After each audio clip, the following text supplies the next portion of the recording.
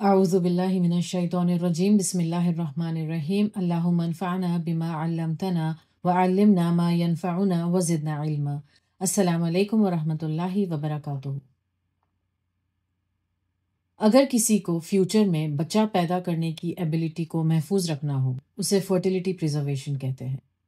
इसके 3 main types हैं, जिनमें औरत अपने एग्स फ्रीज करती है, या मर्द अपने स्पर्म्स प्रिजर्व करता है, या फिर फर्टिलाइज्ड एग या एम्ब्रियो को प्रिजर्व किया जाता है, यानी जब एग और स्पर्म को मिलाकर एम्ब्रियो बनता है उसको फ्रीज किया जाता है। एक और एडवांस्ड कैटेगरी है जहां औरत के ओवेरियन टिश्यूज या मर्द के टेस्टिक्युलर टिश्यूज को भी फ्रीज किया जाता है।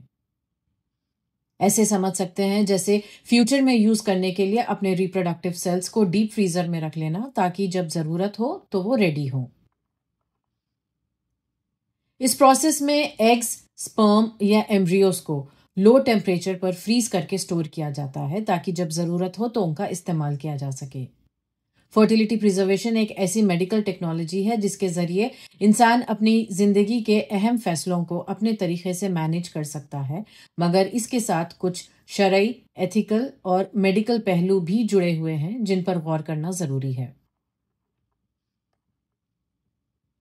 बात करते हैं एग फ्रीजिंग की।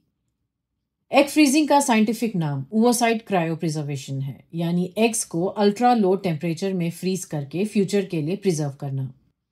सबसे बेहतर एज एग फ्रीज करने की 25 से 35 साल है, क्योंकि इस एज में एग्स ज्यादा हेल्दी और फर्टाइल होते हैं।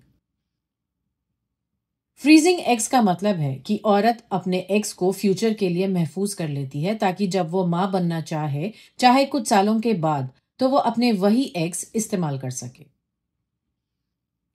आसान लफ्जों में समझते हैं। औरत के ओवरीज हर महीने रिप्रोडक्टिव एग्स बनाते हैं, लेकिन जैसे जैसे उम्र बढ़ती है एग्स की क्वांटिटी और क्वालिटी कम हो सकती है। अगर किसी को लगता है कि अभी मां बनना नहीं है, तो वो अपने एग्स यंग एज में निकलवा कर फ्रीज करवा लेती है। यंग एज में अपने एग्स फ्रीज कर लें तो फ्यूचर में अगर नेचुरल फर्टिलिटी कम हो जाए, तब भी उन्हीं यंग एग्स से प्रेगनेंसी का अच्छा चांस होता है। एग्स को लिक्विड नाइट्रोजन में स्टोर किया जाता है, ताकि बाद में उसे री इम्प्लांट किया जा सके।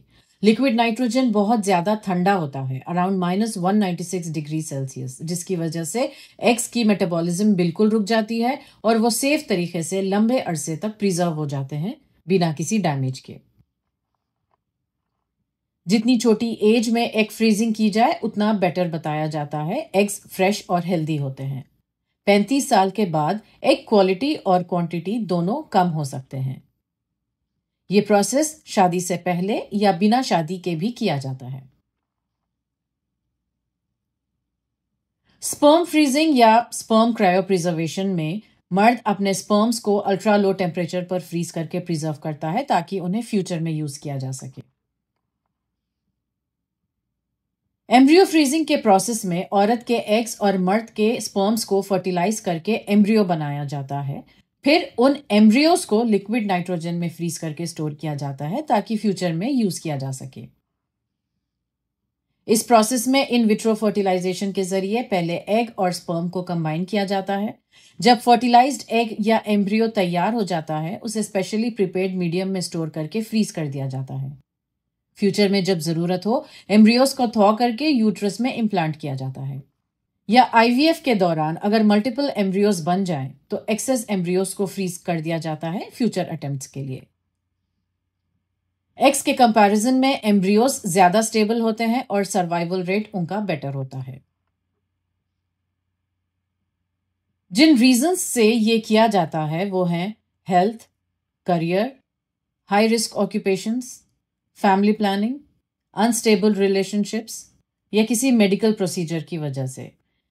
कुछ रीजंस जैसे अगर शादी लेट हो रही हो, अगर करियर पर फोकस करना हो और अभी प्रेगनेंसी डिले करनी हो, अगर कोई कपल फ्यूचर में औलाद चाहता हो लेकिन फिलहाल बच्चा प्लान नहीं करना चाहते, अगर किसी को ऐसी बीमारी का इलाज लेना हो जो फर्टिलिटी को नुकसान पहुंचा सकती है, जैसे कीमोथेरेपी या रेडियोथेरेपी, जिससे रिप्रोडक्टिव सेल्स डैमेज हो जाते हैं, या अगर वैसेक्टमी या ट्यूबल लिगेशन जैसे परमानेंट प्रोसीजर से पहले कोई अपनी फर्टिलिटी प्रिजर्व करना चाहे तो फर्टिलिटी प्रिजर्वेशन एक ऑप्शन हो सकता है। अगर किसी की फैमिली में फर्टिलिटी इश्यूज की हिस्ट्री हो और वो अपने रिप्रोडक्टिव पोटेंशियल को सेफगार्ड करना चाहे। कुछ जेनेटिक बीमारियां फर्टिलिटी को अफेक्ट कर सकती हैं, इसलिए रिप्रोडक्टिव मटेरियल को उसके वीक होने से पहले प्रिजर्व कर लिया जाता है। असिस्टेड रिप्रोडक्टिव टेक्नोलॉजीज के लिए बैकअप के तौर पर जो लोग जेंडर ट्रांजिशन शुरू करते हैं वो हार्मोन थेरेपी या सर्जरी से पहले अपनी फर्टिलिटी प्रिजर्व कर लेते हैं ताकि फ्यूचर में उनके पास औलाद का ऑप्शन मौजूद रहे। जब फर्टिलिटी प्रिजर्वेशन चाहे एग फ्रीजिंग, स्पर्म फ्रीजिंग या एम्ब्रियो फ्रीजिंग किसी मेडिकल रीजन के बजाय पर्सनल या लाइफस्टाइल डिसीजन की वजह से की जाए उसे सोशल या इलेक्टिव फ्रीजिंग कहते हैं। फर्टिलिटी प्रिजर्वेशन प्रोसेसेस डेवलप्ड और अर्बन एरियाज में ज्यादा कॉमन है। एग फ्रीजिंग साइकिल्स में हर साल 20 से 25% का इजाफा हो रहा है। पिछले 5 सालों में फर्टिलिटी प्रिजर्वेशन प्रोसीजर्स डबल से भी ज्यादा हुए हैं। इसके जरिए लाइफ बर्थ का सक्सेस रेट अराउंड 40% है। सिर्फ 12 से 16% औरतें ही अपने फ्रीज किए हुए अंडे फ्यूचर में यूज करती हैं। एम्ब्रियो फ्रीजिंग का पहला सक्सेसफुल केस 1983 में हुआ जब एक फ्रोजन एम्ब्रियो को थॉ करके सक्सेसफुल प्रेगनेंसी हुई। फ्रोजन एग्स से पहली सक्सेसफुल प्रेगनेंसी 1986 में और फ्रोजन स्पर्म्स का पहला सक्सेसफुल यूज 1953 में रिपोर्ट हुआ है। इसके जो फायदे बताए जाते हैं उनमें शामिल हैं फ्यूचर में पेरेंट बनने का चांस सिक्योर होता है, अपनी जेनेटिक औलाद का वक्त डिसाइड करने की आज़ादी मिलती है और जहनी सुकून होता है कि आगे चलकर खुद की बायोलॉजिकल औलाद होगी। मेडिकल इमरजेंसीज के बावजूद रिप्रोडक्टिव ऑप्शंस सेफ रहते हैं। इसके नुकसान या चैलेंजेस इस तरह हैं। फ्यूचर में फ्रोजन रिप्रोडक्टिव सेल्स प्रेगनेंसी का 100% गारंटी नहीं देता, सिर्फ ऑप्शन देता है। सक्सेस रेट एज और एग क्वालिटी पर डिपेंड करता है। हर केस में सक्सेसफुल प्रेगनेंसी नहीं होती। ये एक बैकअप प्लान है, श्योर शॉट सोल्यूशन नहीं। ये पूरा process reproductive cell retrieval, freezing, storage cost और IVF या ART महंगा होता है। कुछ कंट्रीज में इंश्योरेंस या फाइनेंशियल असिस्टेंस प्लान्स अवेलेबल होते हैं, लेकिन सब जगह नहीं। एग्स कलेक्ट करने के लिए बॉडी को हार्मोन इंजेक्शंस दिए जाते हैं ताकि ओवरीज ज्यादा अंडे बनाएं जो बाद में निकालकर फ्रीज किए जाते हैं। इंजेक्शन से इन्फेक्शंस और साइड इफेक्ट्स भी हो सकते हैं। प्रोसेस फिजिकली और इमोशनली स्ट्रेसफुल हो सकता है। इमोशनल अप्स एंड डाउन्स हो सकते हैं जैसे अपॉइंटमेंट्स, इंजेक्शंस, रिजल्ट्स की फिक्र वगैरह। एग्स बहुत लो टेम्परेचर पर सेफ रखे जाते हैं, लेकिन हमेशा के लिए फ्रीज नहीं किए जा सकते। स्टोरेज टाइम का लिमिट होता है। हर कंट्री में रूल्स अलग हैं। कई लैब्स 10 से 15 साल तक रखते हैं। ज्यादा देर के बाद एग्स की क्वालिटी पे भी फर्क पड़ सकता है। अगर रिप्रोडक्टिव सैंपल्स का मिसयूज हो तो अनइमेजिनेबल सिनेरियोज सामने आ सकते हैं, जैसे नसब की कंफ्यूजन, कानूनी मसाइल, विरासत के मसाइल, अखलाकी पेचीदगियां, तलाक, रिलेशनशिप इश्यूज, धोखा, बोहतान, मिसट्रस्ट, आइडेंटिटी मिक्सअप्स, इमोशनल ट्रॉमा, बदनामी वगैरह। इस्लाम में ये एक इख्तलाफी मसला है। अगर इसकी परमिशन है तो बहुत स्ट्रिक्ट कंडीशंस, लिमिटेशंस और स्पेसिफिक स्टिपुलेशंस के साथ। फर्टिलिटी प्रिजर्वेशन जैसे एग फ्रीजिंग, स्पर्म फ्रीजिंग और एम्ब्रियो फ्रीजिंग का अमल तब ही हलाल माना जाता है जब ये पूरी तरह शरई हुदूद और अहकाम के अंदर हो। मतलब ये सिर्फ उन शादीशुदा जोड़ों के लिए हो जो अपने एग्स और स्पर्म का इस्तेमाल कर रहे हों और फर्टिलाइजेशन और इम्प्लांटेशन निकाह के दौरान या उसके मुताबिक ही की जाए। किसी भी तरह की नस्ल में खलल या कंफ्यूजन जैसे एग्स या एम्ब्रियोस का मिक्स होना या किसी और के यूट्रस में ट्रांसफर करना इस्लाम में सख्त मना है, क्योंकि नस्ल की हिफाजत बहुत अहमियत रखती है। इसके कुछ इस्लामिक रूलिंग्स देखते हैं। एग फ्रीजिंग सिर्फ तब जायज है जब वो प्रोसेस निकाह के दायरे में हो और फर्टिलाइजेशन के लिए वो एग्स सिर्फ शौहर के स्पर्म के साथ मिलाए जाएं। यानी फर्टिलाइजेशन और बच्चे का प्रोसेस सिर्फ निकाह के दौरान हो। निकाह के बगैर ऐसे प्रोसेस का दरवाज़ा खोलना इस्लाम में काबिल कबूल नहीं है, यानी अनमैरिड मुसलमान औरत ये नहीं कर सकती। फर्टिलाइजेशन के वक्त निकाह में होना ज़रूरी है, इवन अगर एग और स्पर्म दोनों शादीशुदा कपल के हैं। लेकिन अगर फर्टिलाइजेशन या एम्ब्रियो ट्रांसफ़र उस वक्त होता है जब उनका निकाह टूट गया हो, जैसे तलाक या शौहर की वफ़ात, तो वो हराम हो जाता है। यानी हस्बैंड की डेथ या डिवोर्स होने पर यह अमल मुनासिब नहीं। इससे नसब की हिफाजत होती है और ये लीगल और एथिकल उलझनों से बचाता है। मेडिकल ज़रूरत के लिए, जैसे अगर किसी को कैंसर का इलाज लेना है जो फर्टिलिटी को अफेक्ट करेगा, तो ट्रीटमेंट से पहले एग्स या स्पर्म फ्रीज करना शरई ज़रूरत के तौर पर जायज़ माना जा सकता है, मगर ऊपर वाली कंडीशंस के साथ। अनमैरिड औरत अगर फ्यूचर में किसी अननोन या फ्यूचर शौहर के लिए एग्स फ्रीज करे तो ये इस्लाम में अलाउड नहीं है। मेजॉरिटी उलमा की यही राय है। इंटेंशनली या अनइंटेंशनली एग सैंपल्स मिक्स हो सकते हैं। ऐसे वाकयात हुए हैं। कभी किसी के एम्ब्रियोज गलती से किसी और के यूट्रस में डाले गए हैं। यह नस्ल की कंफ्यूजन का सबब बनता है और नसब का उलझना इस्लाम में बहुत बड़ी बुराई है जो इसके फायदों से ज्यादा संगीन है। शरिया मैटर्स लीनिएज पर डिपेंड करते हैं, इसलिए फर्टिलाइज्ड एग्स को बहुत सेफली, स्ट्रिक्ट कंट्रोल के साथ, बहुत एहतियात के साथ रखे जाना चाहिए। जब एग्स को फर्टिलाइज किया जाता है तो हर दफ़ा सिर्फ उतनी ही तादाद में फर्टिलाइज्ड एग्स बनाए जाने चाहिए जितनी ज़रूरत होती है इम्प्लांटेशन के लिए, ताकि एक्सेसिव फर्टिलाइज्ड एग्स से बचा जाए।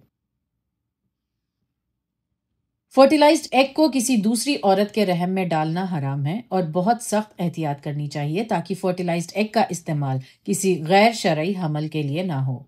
यानी जिस औरत का एग है सिर्फ उसी के यूट्रस में एम्ब्रियो ट्रांसफर होना चाहिए, किसी दूसरी औरत के रहम में डालना जायज नहीं है। स्पर्म एक्सट्रैक्शन बीवी के जरिए करना ही अलाउड है, सेल्फ स्टिमुलेशन से नहीं।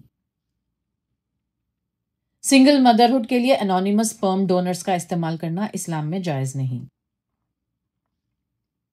At home artificial insemination kits आजकल ज्यादा पॉपुलर हो रहे हैं। इसका प्रिंसिपल भी यही होगा कि अगर सिर्फ शौहर के स्पर्म्स यूज किए जाएं और सिर्फ शौहर बीवी के दरमियान हो, निकाह के दौरान हो, तो ठीक है।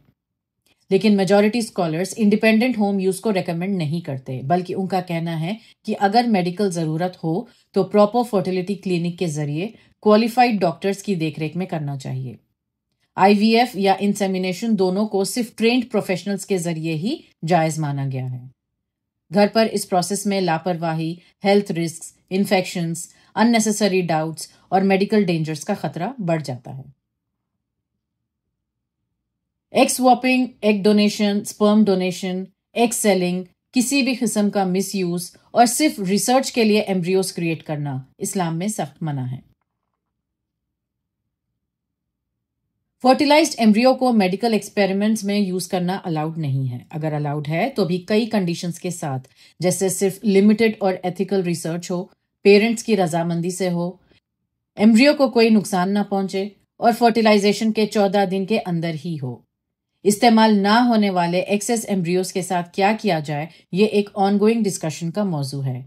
कुछ स्कॉलर्स की राय है कि उन्हें अपने हाल पर छोड़ दिया जाए ताकि वो नेचुरली ख़त्म हो जाए, लेकिन आम तौर पर यह समझ है कि उन्हें बेचना, डोनेट करना या रिसर्च के लिए इस्तेमाल नहीं किया जा सकता जब तक किसी रिकॉग्नाइज्ड रिलीजियस अथॉरिटी से वाज़े और ख़ास हुक्म न मिल जाए। इवन दो एम्ब्रियो को रहम में इम्प्लांट करने के बाद ही फुल ह्यूमन बीइंग का दर्जा मिलता है, उनकी हुर्मत, इज्जत और हिफाजत अहमियत रखती है। फर्टिलिटी प्रिजर्वेशन एक यूजफुल और मददगार टेक्नोलॉजी है, लेकिन इसका यूज हमेशा इस्लामिक एथिक्स, इंसानी इज्जत और हुकूक के मुताबिक होना चाहिए। यह तब ही फायदेमंद है जब इंसानी जिंदगी और रिश्तों की हिफाजत हो और कोई शरई खिलाफ वर्जी ना हो। अर्ली प्रिजर्वेशन किसी के लिए समझदारी हो सकती है, लेकिन इस्लामिक एथिक्स और बायोलॉजिकल लीनिएज की हिफाजत का ख्याल रखना फ़र्ज है। औलाद के लिए जल्द शादी कर लेना और इनफर्टिलिटी के केसेस में प्रॉपर मेडिकल इलाज का रुख करना ज़रूरी है। अल्लाह हमें हिदायत दे कि हम अपनी ज़िंदगी के हर फैसले अक्लमंदी से और शरीयत की रोशनी में करें। हमें तौफीक अता फरमाए कि हम अपने आप को मॉडर्न चैलेंजेस और उनके सॉल्यूशन से वाकिफ रखें, इस्लामिक पर्सपेक्टिव से चीज़ों को देख सकें और हम अपनी नस्ल की हिफाजत को हमेशा अपनी जिम्मेदारी समझें। अल्लाह हम सब को नेक औलाद से नवाजे और हर मुश्किल आसानी से बदल दे। व आखिर दावाना अनिल हम्दुलिल्लाहि रब्बिल आलमीन। अस्सलाम वालेकुम व रहमतुल्लाहि व बरकातुहू।